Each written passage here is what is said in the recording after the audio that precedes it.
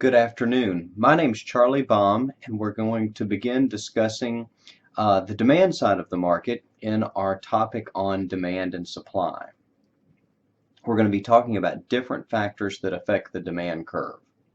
And just like the factors we're going to be discussing affect the demand curve, there are also a list of factors that affect the supply curve that operate in a very similar way.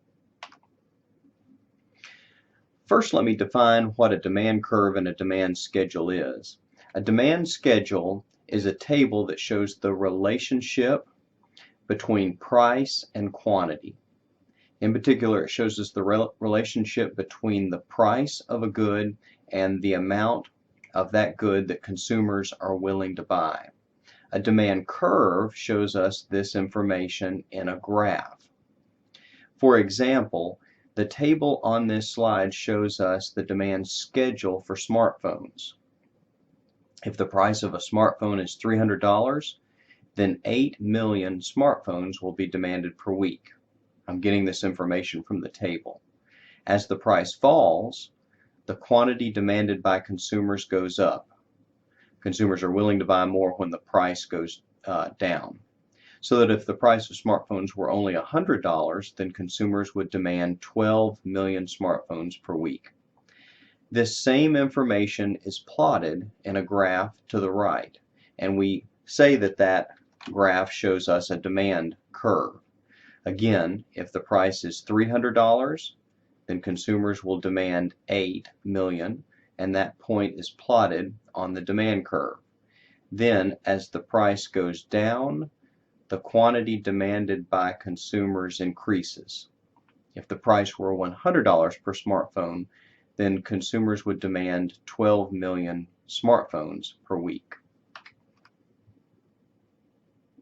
When we draw a demand curve, we're assuming that all other factors other than the price level are being held constant.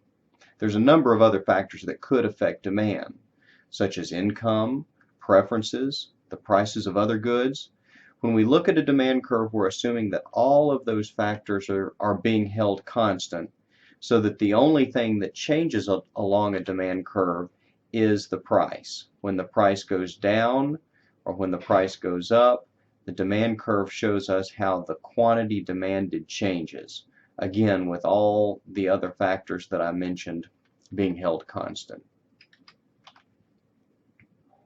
The law of demand says that holding all these other factors constant, when the price of a product goes down, the quantity demanded of the product will increase. And the opposite is also true. When the price of a product goes up, the quantity demanded will fall. This law is what creates a downward sloping demand curve, so that price and the quantity demanded move in opposite directions. A negative relationship between price and quantity demanded. A change in something other than the price of the good will cause the demand curve to shift. There's a difference in sliding along the demand curve and the demand curve shifting. If the price of a good changes, then you will slide along that good's demand curve. But if any other factor changes, then the demand curve itself will shift.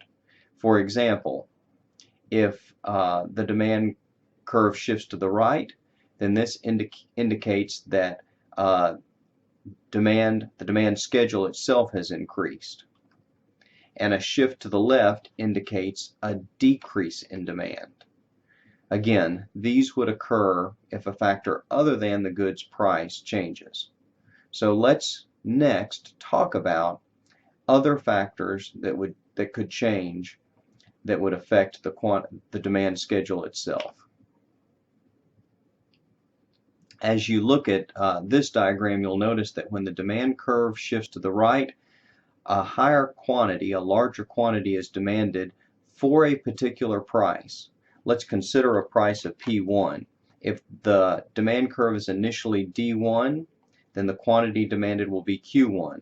And if the demand curve shifts to the right, then the new quantity demanded at that original price will be a higher quantity, such as Q3.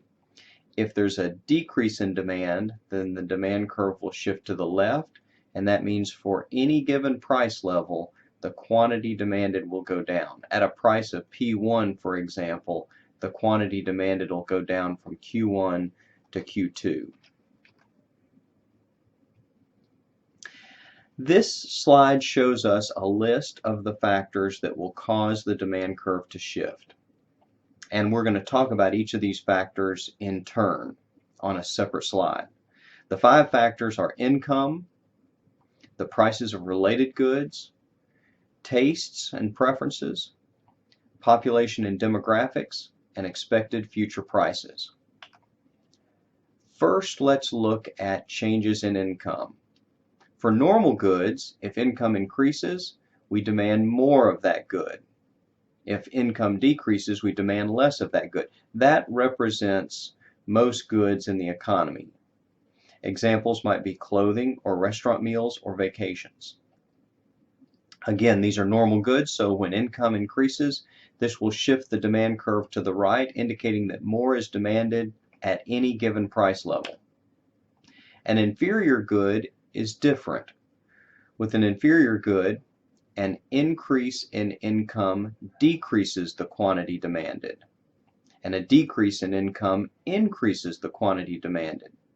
This sounds counterintuitive, and you may wonder if there's any inferior goods in the economy, but an example might be secondhand clothing or ramen noodles. Again, an increase in income would result in less being demanded. As people become richer, they're less likely to demand secondhand clothing or ramen noodles.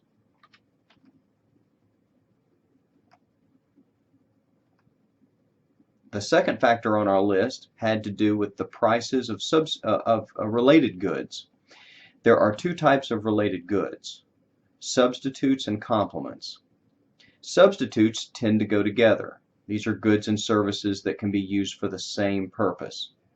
For example, Big Macs and Whoppers are substitutes. Ford F-150 and Dodge Ram trucks are substitutes. Jeans and khakis are substitutes. If the price of a substitute goes up, we'll certainly demand less of the substitute, but we would demand more of the good that we're examining. For example, let's suppose that the price of a Whopper goes up. Certainly we would demand fewer Whoppers, but if Whoppers and Big Macs are substitutes, then we would demand more Big Macs. When Whoppers become more expensive, we'll substitute Whoppers for Big Macs. The other kind of related good is a complement. Complements are goods and services that are consumed together. Examples might be Big Macs and French fries, or hot dogs and hot dog buns, or left and right shoes. When the price of a complement goes up, we demand less of the complement, and we demand less of the good that we're examining as well because they're consumed together. For example, if the price of French fries goes up, we'll demand fewer French fries, but we'll also demand fewer Big Macs because we consume Big Macs and French fries together. If the price of French fries goes up and we consume fewer French fries, then we also demand fewer Big Macs. That's illustrated by the demand curve shifting. In this case, it would shift to the left because we're talking about a price increase of a complement. There's 4 combinations that we can have when related goods prices change. We can have a price increase for a substitute, a price decrease for a substitute, a price increase for a complement, or a price decrease for a complement. The third factor on our list has to do with tastes and preferences. If consumers' tastes change, then this will affect the demand curve. For example, if tastes change such that they no longer prefer a product as much, then this would shift the demand curve to the left. An example of this might be if a food is deemed to be unhealthy, then consumers might demand less of that food at any particular price level. If so, then the demand curve will shift to the left. The fourth factor on our list has to do with population and demographics, the number of people and their and their demographics will affect the quantity demanded. For example, if there's an increase in the population, then this would likely increase the demand for a particular good or service. Or if we're talking about a product such as medical care and the proportion of the population that is elderly increases, then this would increase the demand for that service. The demand curve would shift to the right, which indicates that more is demanded at any particular price level.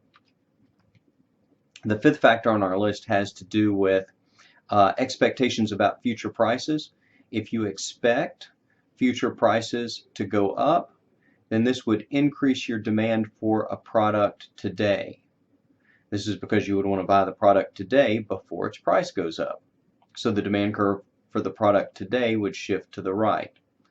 On the other hand, if you expect the price tomorrow to be lower, then your demand for that good today will go down because you might postpone purchasing that good until tomorrow. In this example, we're looking at the demand for gasoline. If we expect the price of gasoline to be higher tomorrow, then our demand for gasoline today will go up.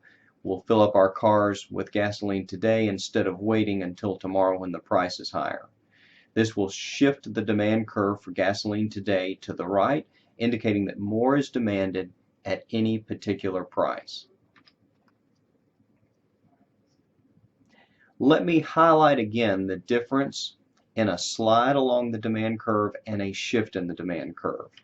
A slide along a demand curve is when you move from one point to another along a particular demand curve.